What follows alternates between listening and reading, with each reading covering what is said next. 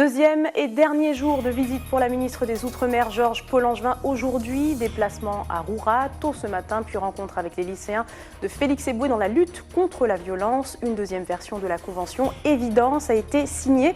Et la ministre, justement, nous accorde un entretien ce soir. La coopération régionale, le logement, avec notamment l'opération d'intérêt national, ou encore le bien-être des populations autochtones. Autant de thèmes qui seront abordés. Et puis, comme chaque vendredi, ATV met l'accent sur les productions 100% guyanaises, le fruit du travail de 6 boulangeries, les barres de céréales Boustine. C'est dans votre Made in Guyane ce soir. Mesdames et messieurs, bonsoir, bienvenue dans votre session d'information. La coopération régionale au centre des débats en ce moment avec la visite de la ministre des Outre-mer. La question a également fait l'objet d'une conférence sur 2 jours qui s'est clôturée ce soir à l'Université de Guyane. Georges Paul-Langevin était à l'ouverture des discussions hier en présence des élus locaux et des représentants des États voisins. Xavier Paul Lepelletier. Intégrer les territoires français des Amériques au sein d'organisations de coopération régionale de la Caraïbe, un objectif souhaité aussi bien par les élus locaux que les entrepreneurs. Reste à savoir comment se montrer séduisant auprès des autres pays. Il peut leur sembler singulier d'intégrer des gens qui font partie de l'Europe. Donc, si vous voulez, aujourd'hui, petit à petit, on avance, comme vous voyez, d'une manière très méthodique, pas après pas, organisation après organisation, parce que chaque organisation de la Caraïbe a sa propre logique. Par conséquent, il faut qu'on voit à chaque fois comment ça fonctionne et comment on peut faire pour que la collectivité puisse en faire partie. Il est important que les collectivités adhèrent à ce genre d'organisation régionale pour être autour de la table et pour discuter et faire partie des flux caribéens, les flux touristiques, les flux économiques. Il faut être présent autour de la table, pouvoir discuter et pouvoir prendre part aux décisions. Seule territorialité non souveraine en Amérique, la Guyane a de nombreux atouts pour la coopération. La Guyane est aussi dans une démarche dynamique d'insertion régionale avec les relations très étroites entre la Chambre de commerce de Guyane et la Chambre de commerce de la MAPA, avec une présence de la région Guyane, de la collectivité de Guyane à Paramaribo, où un agent de la collectivité est placé à l'ambassade, auprès de notre ambassadeur à Paramaribo. Donc oui, la Guyane est aussi dans la même démarche dynamique d'adhésion, en profitant en plus de sa position géographique, géostratégique, qui lui permet d'être tournée à la fois vers l'Amérique, le continent sud-américain, et vers la Caraïbe, et la Grande Caraïbe. Principal partenaire des relations extérieures guyanaises, le Brésil n'est pas encore prêt à ouvrir le pont de l'Oyapock. Pourtant, des efforts sont faits des deux côtés. On travaille avec les autorités brésiliennes pour une ouverture en fin d'année. Nous, on aurait préféré une ouverture un peu plus tôt, mais du côté brésilien, ils ont un horizon de travail qui est le mois de novembre 2016. Du côté brésilien, évidemment, on est pour l'exemption de visa. Du côté français, on a plutôt opté pour une démarche progressive avec des facilitations qui viennent d'être mises en œuvre, donc notamment une dispense de visa pour des transits de 3 jours à Cayenne, des possibilités de voyage en Guyane sans visa pour 15 jours quand on fait des programmes avec des agences de voyage qui sont enregistrées. Donc je pense qu'à partir de cette expérience, on ira peut-être un peu plus loin, mais il y avait aussi historiquement une certaine méfiance compte tenu du décalage de niveau de vie entre les provinces amazoniennes et la Guyane. Achevée il y a quelques instants, cette 12e conférence de coopération régionale a permis aux élus caribéens d'exprimer un souhait commun, celui d'une diplomatie régionale, pour permettre toujours plus d'autonomie dans les échanges institutionnels et économiques avec leurs voisins. Et nous retrouvons notre invité ce soir, le député et ancien président de région de la Martinique, Serge Letimi. Bonsoir. Bonsoir. Merci d'avoir accepté notre invitation. Monsieur le député, l'Assemblée nationale a voté il y a quelques jours votre projet de loi visant à faciliter les actions de diplomatie des collectivités ultramarines. Doit-on parler d'émancipation pour les Outre-mer ? Il faut faire attention aux termes, parce que nous ne sommes pas dans un enjeu politique, institutionnel, d'émancipation. Il s'agit, de mon point de vue, de passer de la coopération classique à ce qu'on appelle la diplomatie territoriale économique, c'est-à-dire donner de vraies possibilités aux collectivités, aux institutions, de pouvoir dialoguer avec leurs voisins. Souvent, leurs voisins sont des États. Le Suriname est un État, la Guyane n'est pas un État. Et avec le Brésil. Donc le texte que j'ai proposé à l'Assemblée nationale, qui a été voté à l'unanimité, permet de donner de vrais pouvoirs d'initiative aux collectivités territoriales dans le cadre d'un programme cadre. C'est très important parce qu'à ce moment, la Guyane pourra proposer un programme avec plusieurs pays, par exemple le Guyana, le Suriname et le Brésil, en début de mandature, c'est le cas aujourd'hui.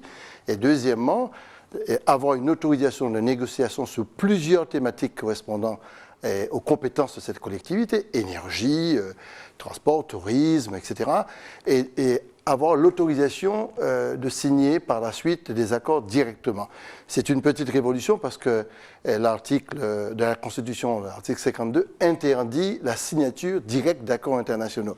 Donc ça ne veut pas dire qu'on libère tout, mais c'est encadré, mais c'est un pouvoir d'initiative extrêmement puissant, extrêmement fort. Vous parlez de révolution. Certains, comme le député guyanais Gabriel Serville et d'autres bien avant lui, avaient déjà regretté cette mainmise de l'État sur cette question de coopération régionale. Comment est-ce que vous expliquez que le texte puisse être voté aujourd'hui? Écoutez, c'est un long combat. Ça fait plusieurs décennies que des élus guyanais, martiniquais, guadeloupéens, réunionnais se battent pour permettre à ce qu'il y ait un droit d'initiative en matière de coopération et de diplomatie. Vous imaginez, la Caraïbe, c'est 40 millions d'habitants. L'AEC, qui comprend les pays d'Amérique centrale, c'est 270 millions d'habitants. Les pays qui sont limitrophes à la Guyane, c'est le Brésil, c'est plusieurs, 250 millions d'habitants. C'est quand même un enjeu colossal. Nous ne pouvons pas, Guyanais, Martiniquais, Guadeloupéens, Réunionnais, rester étrangers à notre propre géographie. C'est un suicide. Et si on veut qu'il y ait une modification du modèle économique, qu'on puisse véritablement rentrer dans des échanges performants, en même temps une compétitivité remarquable pour avoir des espaces de production économique, ce n'est pas seulement une coopération classique qui peut régler ça, c'est donner de vrais pouvoir de diplomatie, donc d'échange, de signature, de négociation aux instances locales. À mon avis, la jeunesse attend ça avec impatience. Votre projet a donc été voté à l'unanimité à l'Assemblée nationale. Est-ce que cela veut dire pour autant que les députés ont réellement saisi l'importance de cette autonomie pour les départements? Je pense, parce que ça a été voté à l'unanimité. On pense qu'au Sénat, on aura certainement un accueil très favorable. Vous le pensez pour le Sénat aussi? Oui, je pense que pour le Sénat. C'est la prochaine étape qui déterminera si ça va être appliqué. Ça a été déclaré en procédure accélérée, ça veut dire qu'il y aura une lecture dans chaque assemblée.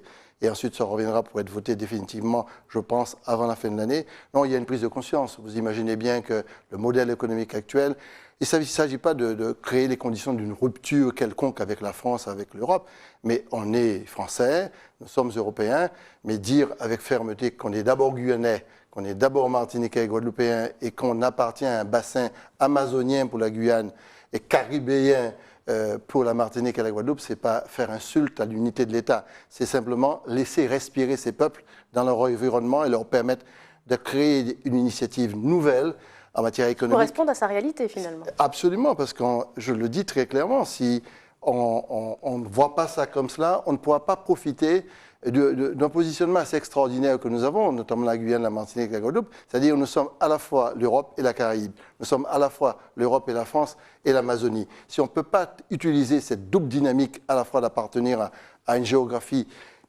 intense et en même temps à un grand ensemble, eh bien on aura loupé ce que personnellement j'appelle un espace nouveau pour nous permettre d'aller beaucoup plus loin en matière de développement économique. C'est surtout la cible économique qui m'intéresse. Bien sûr, le texte ne comporte pas que ça, parce que vous savez que, prenons l'exemple de la Martinique, on ne peut coopérer qu'avec Sainte-Lucie et Dominique. J'ai demandé l'élargissement de la coopération, c'est-à-dire que la Martinique puisse coopérer avec le Brésil, avec le Venezuela, avec l'Amérique du Nord. Et pour prendre l'exemple de l'océan Indien, la Réunion ne peut coopérer qu'avec les pays à proximité, les Comores, etc. Eh bien, désormais, la Réunion pourra coopérer avec l'Afrique, 700 millions d'habitants pour la côte est de l'Afrique, avec l'Inde, avec l'Australie. Et puis, troisièmement, si nous voulons que nos jeunes partent là-bas, au Brésil, au Suriname, pour y travailler comme des diplomates régionaux, eh bien, il faut leur donner un cadre possible, un statut particulier. Nous avons, la Guyane et nous-mêmes et la Guadeloupe ont mis des jeunes comme des ambassadeurs régionaux dans ces instances, parce que nous siégeons dans ces instances aujourd'hui. La Martinique est membre de l'AEC, la Martinique est membre associé de l'OICO, et nous sommes donc très actifs. Mais si vous venez sans pour cela que vous maîtrisiez la technique, la négociation, ça peut devenir obsolète. C'est pour ça qu'il faut absolument qu'il y ait une diplomatie régionale qui soit concrétisée par des jeunes installés dans les ambassades françaises à l'extérieur. Autant de travail à mettre en place. Merci beaucoup Serge Lettigny d'avoir été avec nous. Nous vous laissons maintenant repartir vite parce que vous devez prendre l'avion dans quelques instants. Merci beaucoup. Merci. Revenons maintenant sur ce deuxième et dernier jour de visite de la ministre des Outre-mer aujourd'hui. Georges Paul-Langevin était ce matin au lycée Félix Éboué, des placements symboliques dans la lutte contre la violence dans et aux abords des établissements scolaires. Elle a signé une nouvelle version de la convention Évidence contre l'insécurité avec de nouveaux partenaires qui se sont joints à la liste. Mia Pierre. Attendu à l'entrée du lycée Félix Éboué, c'est en empruntant un chemin à l'arrière de l'établissement que la ministre des Outre-mer, Georges Paul-Langevin, vient à la rencontre des élèves. D'une oreille attentive, la ministre écoute. Orientation, insécurité, formation, les lycéens évoquent leurs problématiques. Elle m'a apporté beaucoup de réponses à mes questions sur mon orientation et l'accord qu'ils ont signé m'a apporté une sécurité autour de mon lycée. J'espère que les élus vont faire des choses pour nous et vont continuer parce qu'ils ont commencé au niveau des abords des lycées et j'espère que ça va continuer. Maintenant, on aimerait bien avoir des actions pour qu'on puisse être maintenant au niveau que l'on veut être. La ministre était surtout attendue pour la signature de la convention de partenariat Évidence. Cette convention, elle l'avait déjà signée en juillet 2014. Désormais, elle implique 14 partenaires, dont l'université, le parquet et le rectorat. Un moment qui était tout à fait sympathique et important. Nous avons donc signé cette convention Évidence que j'avais signée il y a maintenant presque 2 ans, je crois, et qui s'élargit puisqu'il y a 3 nouveaux partenaires. Comme nous l'avons souligné, l'important pour lutter contre la violence et pour assurer la sécurité des élèves, c'est que toutes les institutions, j'allais dire tous les adultes, se rencontrent, se concertent, fassent un réseau permettant de faire remonter les informations, de prôner des solutions et permettant aussi de réagir rapidement. Objectif de cette convention, permettre une meilleure coordination entre les services afin d'apporter des réponses au climat scolaire fragile. Nous avons souligné aussi, puisqu'il y a des délégués de la vie lycéenne qui étaient présents, que les jeunes eux-mêmes ont aussi un rôle à jouer dans la sécurité, puisqu'ils peuvent être les interlocuteurs de leurs camarades, qui peuvent leur parler plus facilement sur les questions de raquettes, sur les questions aussi de violence qu'ils peuvent avoir entre les jeunes. Et enfin, nous avons souligné aussi que pour assurer la sécurité, nous avons aussi à prendre en compte les jeunes qui sont éjectés de l'école, qui eux-mêmes vont mal et qui sont parfois ceux qui se postent à l'extérieur des établissements pour pouvoir un peu empoisonner la vie de ceux qui, eux, continuent à aller à l'école. La visite de la ministre au lycée Félix Éboué s'est terminée avec un échange avec des élèves du BTS assistante manager. Et nous allons maintenant nous entretenir avec la ministre des Outre-mer, Georges Paul-Langevin. Bonsoir. Bonsoir. Merci de nous accorder du temps avant votre départ, Madame la Ministre. Tout d'abord au sujet de la coopération régionale, relancée notamment par la proposition de loi du député Serge Letchimy. Pour quelles raisons l'État ne réagit que maintenant ? Alors d'abord, l'État a réagi d'abord au moment où Serge Letchimy a voulu faire cette proposition. Vous savez que nous sommes engagés sur maintenant une notion de diplomatie territoriale avec Laurent Fabius. Et par conséquent, c'est vrai qu'il y a une évolution par rapport à la conception traditionnelle de la diplomatie française, mais c'est vrai que nous ne sommes pas obligés de nous inscrire totalement dans ce qui s'était fait avant nous. Donc c'est une innovation. Nous avons travaillé beaucoup avec le député Serge Letchimy pour que ses idées et ses souhaits puissent cadrer avec les principes régissant la diplomatie, puisque vous savez que l'action extérieure de la France est en principe une compétence régalienne. Mais aujourd'hui, on a trouvé un cadre permettant à la fois aux régions et aux collectivités de traiter directement avec les pays voisins et en même temps de le faire avec une diplomatie qui soit organisée, qui soit concertée. Et par conséquent, nous avons réagi, me semble-t-il, rapidement pour aider monsieur le député Letchimy à mettre en forme son idée, puisque c'est depuis la dernière conférence de coopération régionale. Donc c'est une collaboration qui me semble être efficace et finalement assez rapide dans les délais d'exécution. Pour autant, d'autres ultramarins ont déjà tenté d'initier une telle ouverture. S'ils l'avaient initié à ce moment-là, il n'y a pas de problème. C'est que eux, ils arrivent à signer des accords avec les pays voisins, mais à ma connaissance, il y a déjà eu, c'est un chemin par étapes. Voilà. Si vous voulez, il y a déjà eu des avancées qui permettent aux collectivités territoriales dans les Outre-mer de contracter avec des pays voisins, mais dans des cadres très strictement encadrés. Alors que là, l'idée est de prévoir une sorte de programme cadre, et à l'intérieur de ce programme cadre, les élus auront plus de facilité pour pouvoir négocier les accords. Donc, si vous voulez, c'est une avancée par rapport à ce qui existait auparavant, mais auparavant, il y avait déjà eu quelque chose, on avait entamé le chemin, quoi. Si vous réfléchissez, le rapport de Goutte, c'était à peu près il y a 25 ans. À l'époque, c'était une révolution dans le monde de la diplomatie. Et petit à petit, on a avancé. Autre point maintenant, la question de l'ouverture du pont de l'Oyapock. C'était prévu pour juillet 2016. Finalement, on repousse à nouveau cette ouverture. Quelles en sont les raisons? Alors, vous savez que ce pont est construit depuis maintenant plusieurs années, mais c'est très bien d'ailleurs de faire l'équipement. Mais établir une liaison routière entre des pays qui, depuis toujours, étaient séparés, ça induit un certain nombre de choses à régler auxquelles probablement on n'avait pas pensé auparavant. Déjà, il y a des choses très matérielles, qui paie le pont, comment on partage les factures, comment on paye en France des travaux qui n'ont pas fait l'objet d'appels d'offres et de marché. Donc, si vous voulez, nous avons deux législations différentes qu'il faut harmoniser. Par ailleurs, quand vous avez des gens qui passent sur le pont, il faut s'assurer que les véhicules qui arrivent en Guyane française sont assurés d'une manière suffisante. Sinon, vous pouvez avoir des accidents sans personne qui soit responsable.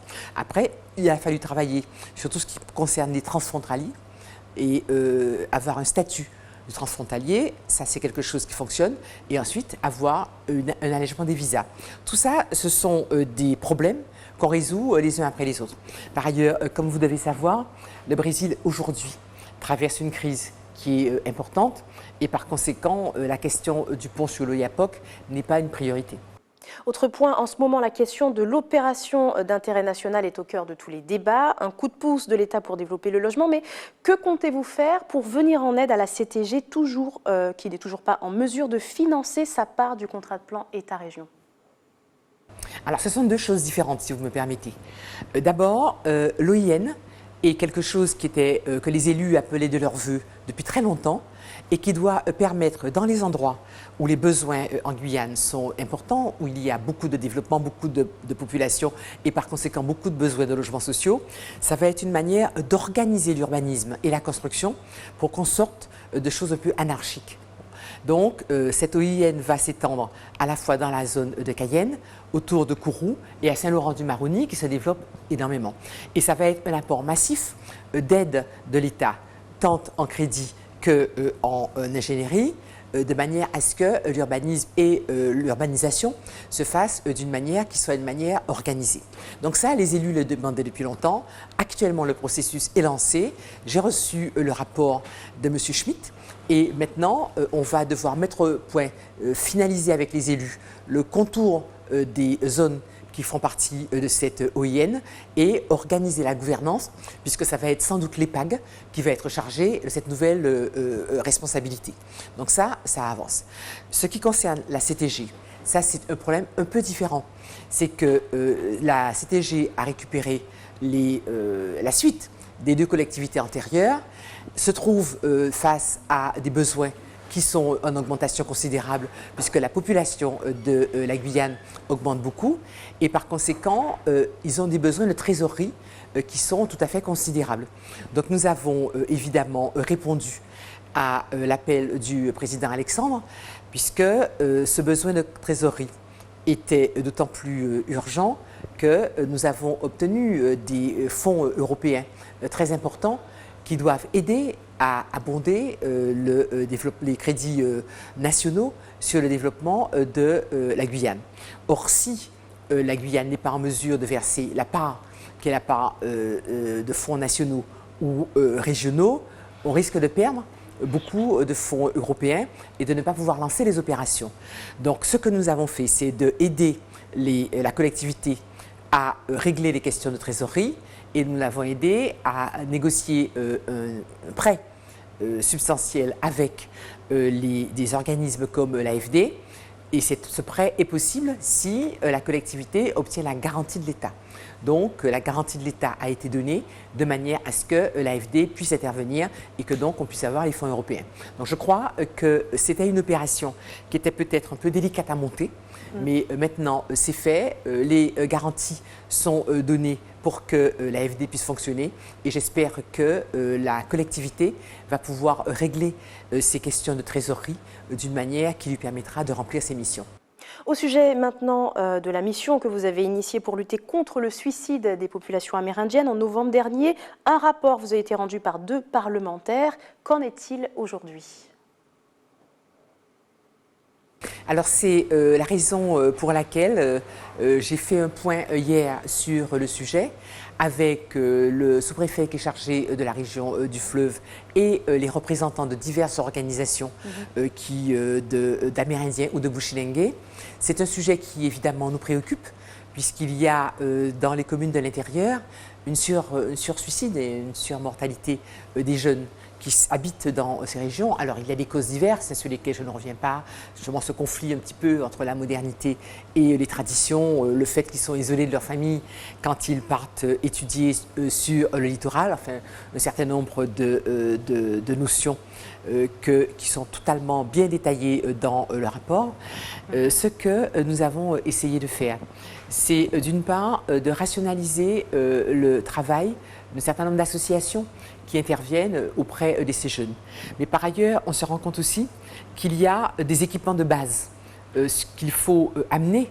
Si, par exemple, vous vous dites que l'association fait un suivi au téléphone de jeunes qui sont à risque parce qu'ils ont déjà fait une tentative, encore faut-il qu'ils puissent les joindre par téléphone. Et donc, nous sommes attelés à des choses assez basiques, comme le fait de s'assurer pour le téléphone, d'assurer des éléments essentiels comme l'eau et l'électricité, et qui manquent encore dans un certain nombre de communes.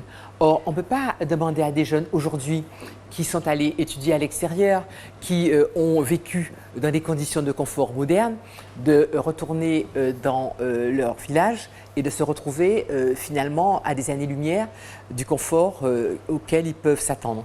Donc, c'est pour ça que nous avons accru les efforts d'équipement pour ces communes de l'intérieur et cela me semble tout à fait important. Par ailleurs, il faut un interlocuteur, un médiateur.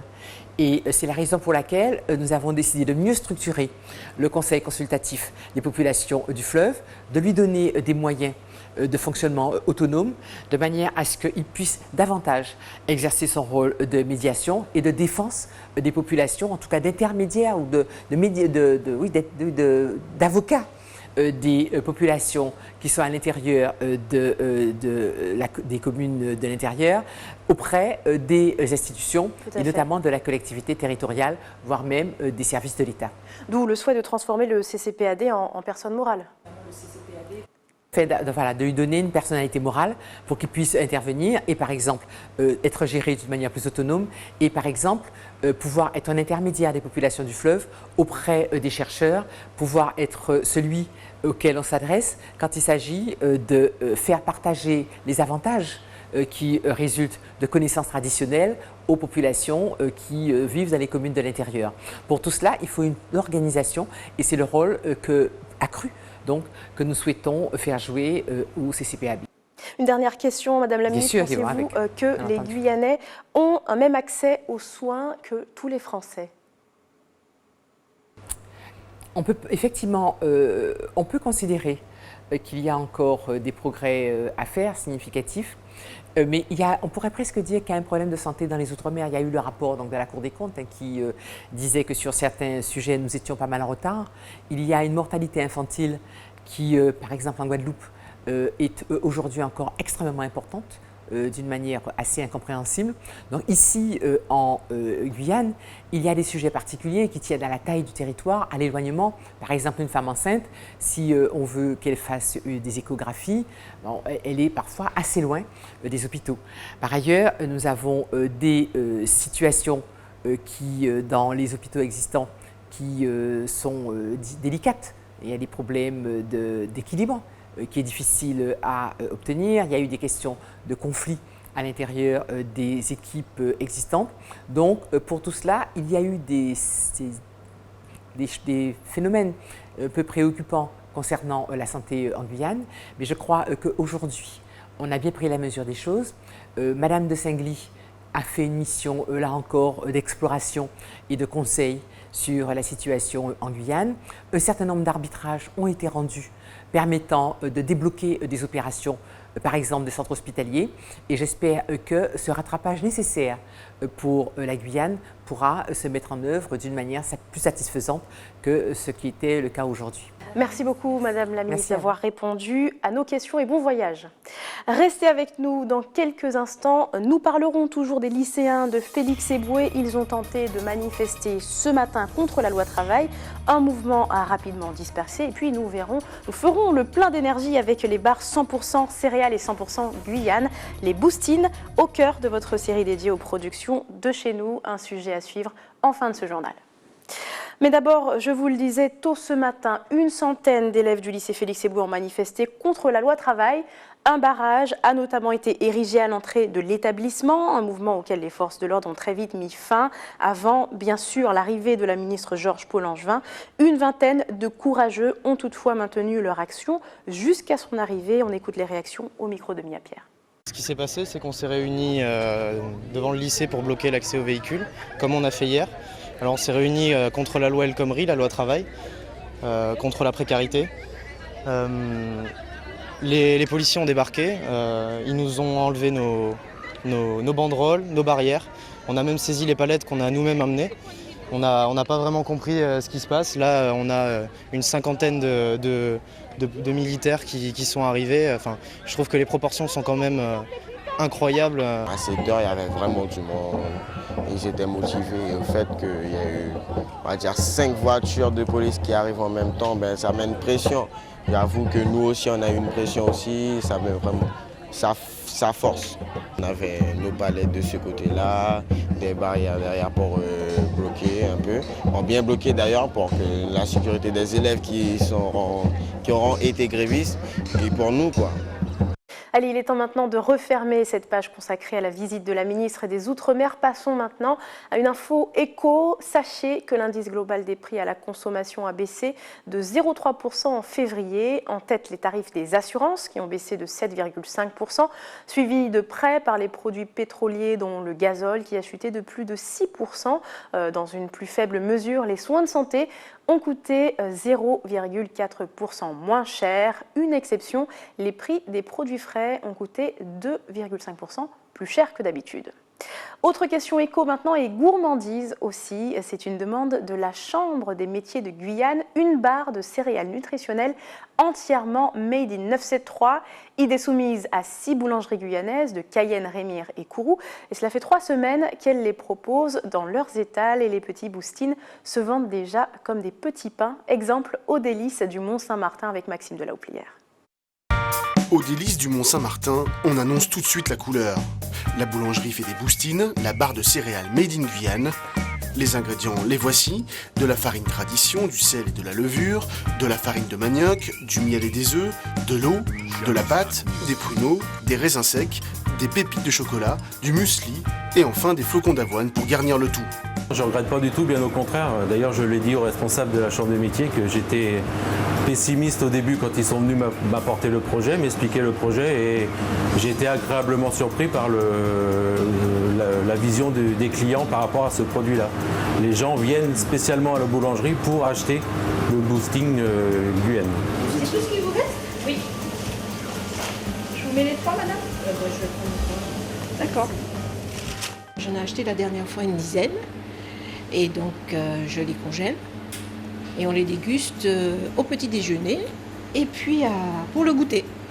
Donc, ça fait un petit encas. Il y a des céréales et puis il y a des fruits secs et du chocolat. Donc, c'est goûteux, donc c'est pour cette raison.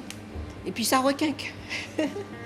Mais avant de déguster, il faut d'abord insérer un à un les ingrédients dans la machine à pétrir, puis sortir la pâte ainsi obtenue et laisser reposer une demi-heure. Vient ensuite le temps du découpage.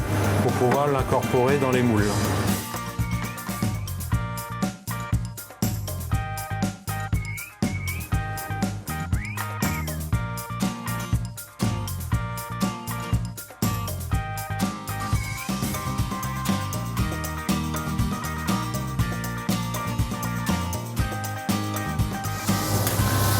Et on les met au four.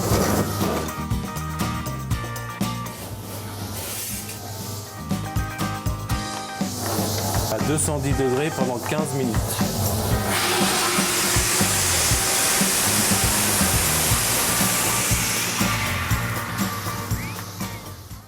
Et on referme ce journal avec le bien-être des tout-petits. En France, on estime que plusieurs centaines de bambins sont concernés par une forme de maltraitance, celle du syndrome du bébé secoué, une pathologie méconnue et dangereuse.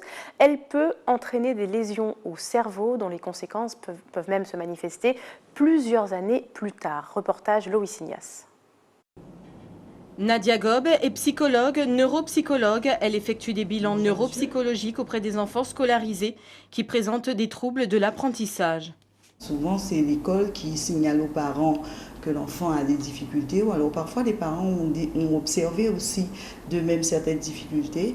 Ça peut être des difficultés scolaires. On peut avoir un enfant qui a du mal à apprendre à lire. Nous pouvons aussi également avoir des enfants qui ont des difficultés au niveau des mathématiques.